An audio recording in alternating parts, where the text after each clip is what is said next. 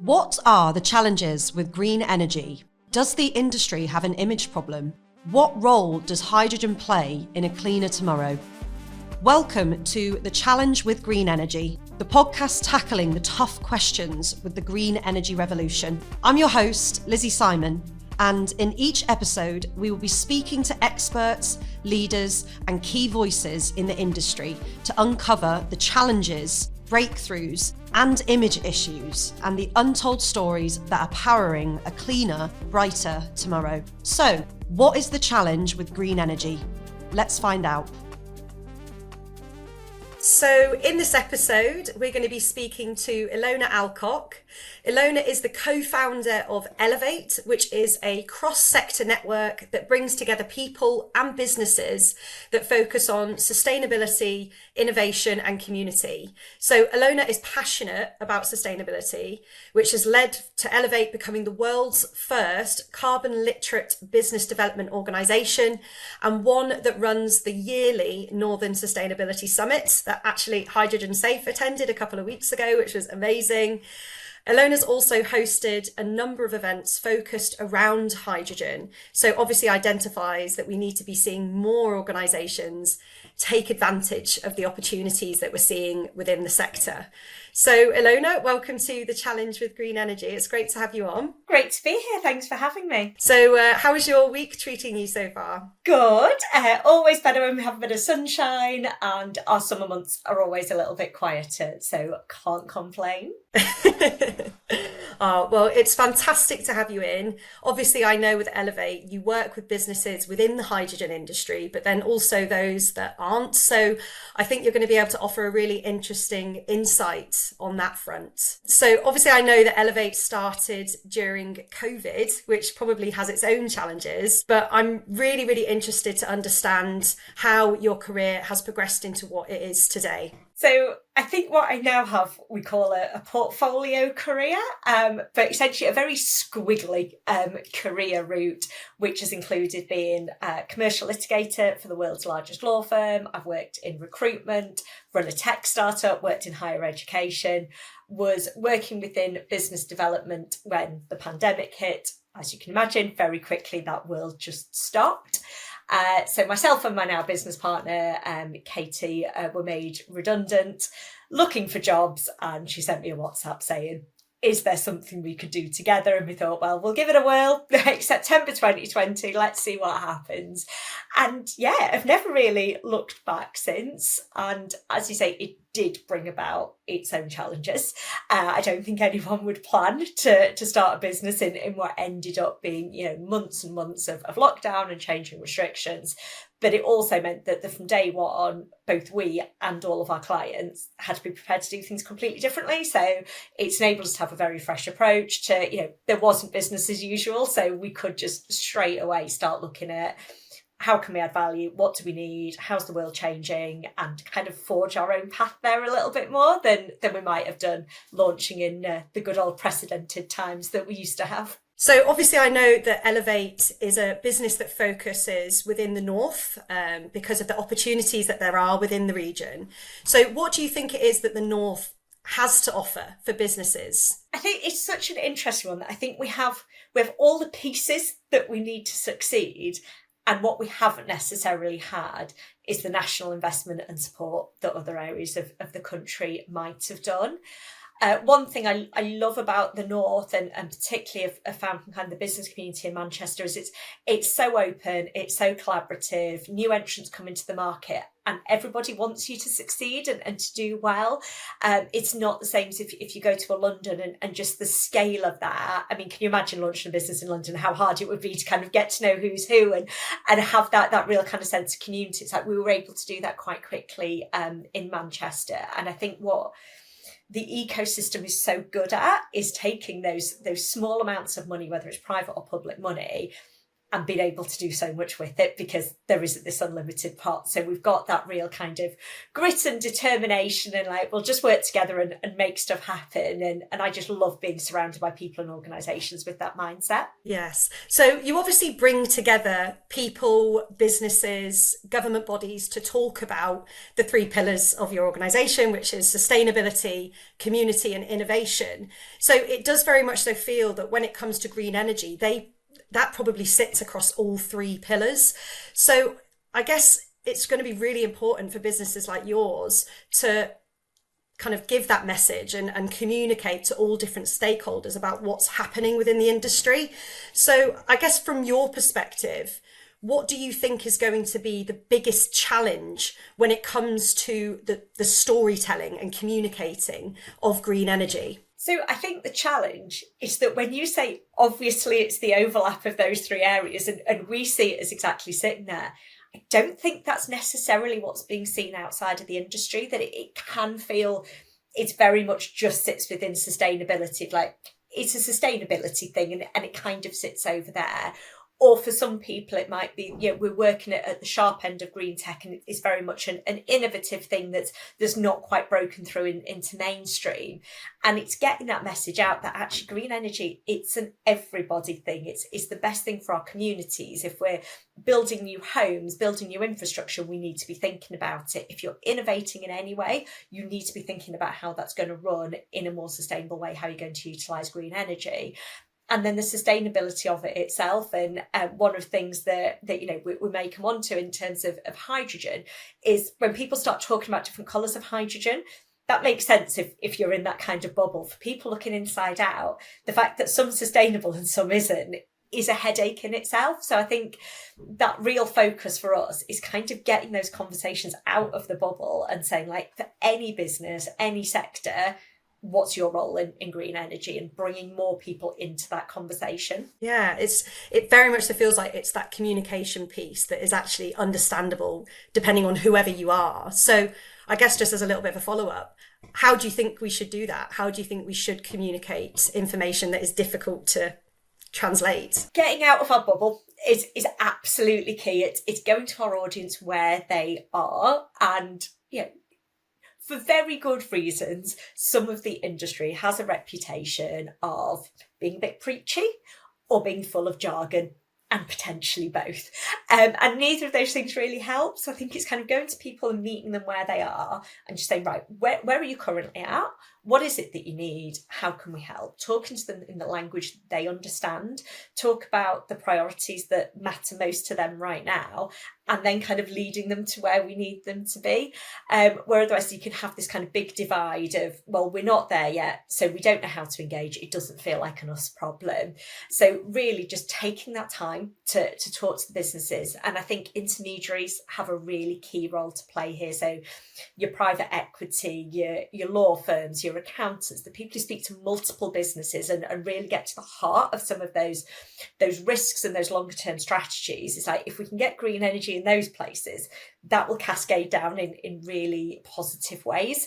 But sometimes we're not having those conversations. We're not welcoming those intermediaries into the spaces where we're having conversations about green energy. So just to pick up on what you said before about potentially the industry seeming a bit preachy, I guess in your position, you kind of almost sit on the peripheral of the hydrogen industry, and you're able to see it almost from both perspectives of looking out, but also looking in. So I'm interested to understand your thoughts on if you think the green energy industry has an image problem, and possibly not just from those looking in, but also kind of from within the industry itself. Massively. I think every industry does. Like, it's going to sound really critical of this particular industry, but I think it's a problem with most industries. How it feels on the inside and how it looks from the outside are two very different things. I think some of the problems we see internally are particularly things around skills. So are we keeping people in the industry? Are we upskilling? Are we attracting new people into those roles? Is a real kind of problem internally. externally, as I say, I think sometimes there's just a lack of understanding. And if we're asking businesses to put it into a long-term strategy, if we're asking people to fund it, we need to understand it. Like, we put our money into the things that we understand and we see really clear return on investments. And I don't know that we've got there yet with green energy. I think we have in some places. I think solar panels, for example, have been around a bit longer. They're very visible. We kind of understand what's going on there. They seem to be a bit further along that journey.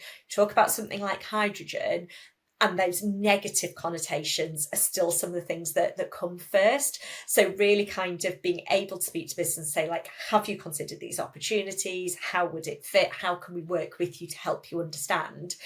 Would be a real change, where otherwise the image can just be a bit, I don't feel we're quite there yet. It's a little bit sci-fi. It's a little bit too far down the line for us to actually understand where we'll get a return on our investment. Yeah, I mean, I definitely think when it comes to people looking at the industry, it is that education piece that's needed.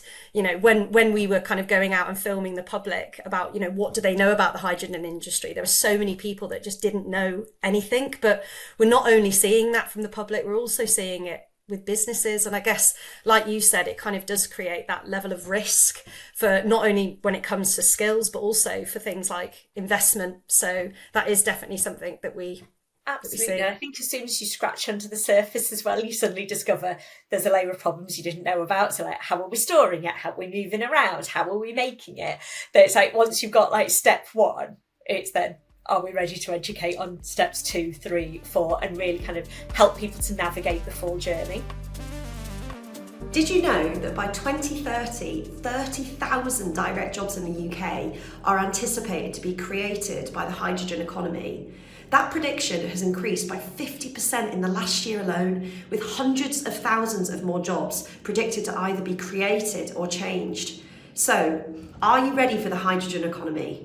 Delivered by our specialist trainers, our award in Introduction to Hydrogen Safety Practices course is the UK's first Ofqual registered qualification in hydrogen. Whether you are likely to have potential direct contact with hydrogen or just be in the know, there's no entry requirements for this recognised qualification, making it the perfect starting point for anyone who wants to learn more about the safety practices around hydrogen, as well as the science fundamentals. So this August, we've opened up booking onto our Level 1 and Level 2 course, which is going to be delivered online so you can access it from anywhere in the world. And it means that you could be qualified in hydrogen safety practices by the end of this month. With just 20 seats available for both courses, be sure to secure your place via the hydrogensafe.org website today. If you've got any questions, simply get in contact with the inquiries@hydrogensafe.org email, or by completing the contact form on the Hydrogen Safe website. We look forward to seeing you there. So, as a way of tackling some of those misconceptions and kind of trying to de-risk the industry, something that we do in this podcast is a little bit of a game of facts or fiction. So what I'm going to do is I'm going to read out a commonly misunderstood statement around the green energy to Ilona, and then you will tell me if you think if it's fact or fiction, and then I will explain a little bit about it, which will hopefully give some of our listeners a little bit of that education piece around green energy. So are you ready, Ilona, for the statement? I am. I'd just like to remind everyone I don't work in the industry, so don't judge me too harshly if I get them all wrong. Okay, so the statement is: greenwashing is an effective strategy for improving a company's environmental impact. Do you think it's fact or fiction? Fiction. Yes. So before I go into it, could you tell me what you think greenwashing is? So greenwashing, as I understand it, is making yourself look more sustainable, more eco-friendly than you actually are. So potentially fairly vague statements, but we've also sometimes seen it when it's, you know, blatant lies, to be honest, at like the very sharp end of it. It's like, you're just not doing what you say you're doing. Other times it can just be vague comments that aren't really supported by any evidence. Yeah, I mean, that's perfectly right. So it's obviously a commonly misunderstood statement because it's something that we're absolutely seeing as the world is transitioning to net zero. So just as a little bit of a piece, even though Ilona, you perfectly said it then, greenwashing refers to the practice where a company will deceptively promote their products, services, or overall brand to appear environmentally friendly or sustainable without any substantial backing or verification on their claims. So ultimately, greenwashing is a form of marketing designed to mislead consumers. So, just as a little bit of a follow of that, have you ever experienced greenwashing? I feel like with your business, maybe that is something that you come across. So, is it something that you see in your work? We do. I mean, I think you just see it everywhere. So one of the things that I didn't know until speaking to somebody in the travel industry is for something like TripAdvisor, if you add eco on, it automatically leads to an increase in bookings and an increased price point.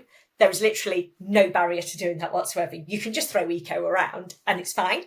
So I think we see things like that they're just adding that in because they can see the benefit without backing that up in any way. I think because of the types of companies that we work more closely with, we actually see a bit more green hushing than greenwashing, that people are so frightened of getting it wrong, of putting their neck out and saying, oh, we do this. And then, like everyone just ends. It's like, what about this? What about this? Can you do this? Can you do this? That they're almost frightened to talk about some of the really good stuff that they are doing and being accused of greenwashing. And I think that's been a really interesting shift probably over the last kind of 12 to 18 months, that as we've got tighter on greenwashing, we might have just frightened off some of the brilliant organisations from really sharing what they're doing and inspiring other people. Wow, I've actually never heard of that phrase before. Is that a fairly new thing? Yeah, I think I probably heard it in the last kind of 12 to 18 months, I think is when we've started to see that a little bit more. And it is because you see people being torn down. And sometimes that's absolutely justified. And I think that's when I was talking about greenwashing. Some of it's like, that's very deliberate. Like you're going out intending to mislead people and saying things that aren't true. But I think there's also an element of people just not understanding enough about what they're saying, not understanding what all the terminology means, and some very well-meaning people wanting to say things and getting it wrong. And again, it just comes down to that education piece. It's like the better that you understand what you're doing, how you're doing it, the more transparent you are. If you make a mistake, your customers are going to be very understanding of that. You kind of hold your hands up and say, we said this and we probably didn't phrase that quite right. We're quite forgiving of that. Like that's not the same as deliberately going out and pretending you're doing something that you're not doing. So as part of this podcast, something that we do is the Connect the Supplies section. So this is where we will invite each guest to pose a question for the next participant, but then to also respond from one from the preceding participant. So you've been asked a really quite current and exciting question, Ilona, which is, how do you think the current political uncertainty will affect our efforts to achieve net zero? Like you say, it is so topical, and I'm going to guess that this might even have been posed before we had the results of the general election. You'll be right. Yeah, but it's still so topical because we look at what's going on in America at the moment. That has a massive impact on us. So that uncertainty that we had pre-general election was hugely damaging because it's so difficult for companies to plan not knowing what's going to happen. So you can make some plans based on, your return on investment, what's right for your organisation, but you've also got to plan around regulations, what those targets are going to be, how do you have to fit in. So having hopefully a bit of certainty coming into that, saying like, we know roughly what we've got for the next 4 to 5 years, got some really clear plans coming in, some decisions around net zero happening quite quickly, some changes to planning structure, that really helps companies here to do that. Whether we get a Trump administration or potentially a Harris administration, like we're not even sure like what that's the alternative is at this stage, that's how uncertain it is. That has a massive, massive impact on the US, but then also globally. They are such a huge global player in this that what that administration is makes a massive difference. And we saw that change from the Trump administration to the Biden administration had a huge knock-on impact. Some of the global companies that we train run 2 training streams. So I would run everything kind of UK, Europe, Middle East, separate training schemes for the US because they were out of step with the rest of the international organisation off the back of the Trump administration. If that comes back in, that's going to have a real negative impact on what we do globally for climate change. Equally, look at what's going on in Russia and Ukraine. Massive impact on everybody else. That may mean that we start looking at things like energy security and say maybe we shouldn't be relying on Russia to be able to get a lot of our energy. How do we make energy within our own borders? Most of that is likely to be investment in renewables. So some of those terrible things might lead to more positive changes within green energy. The huge increase that we saw in energy prices actually brought a lot of projects into scope, that we could get that return on investment much more quickly. So uncertainty, never going to be a good thing. Terrible to try and plan with that. But yeah, the US election is now the one that I've got my eye on, as I don't know how the world is going to recover from a climate change perspective from another 4 years of administration who say it's all a hoax and aren't going to invest. Yeah, I mean, I'd never actually thought about it from a perspective of America and the impact that might have on the UK. But then I guess also, when we've just had the general election, we've had so many people voting for reform, which also kind of anti-net zero as well. So I guess there is this big piece. It's that education piece again, isn't it? That it's like we talk about, we live in something of a perma crisis at the moment. There's so much going on and there's so much to worry about. It's like, what do you focus on? And you're going to focus on, what does it mean for me? What does it mean for my family? What does it mean for my world?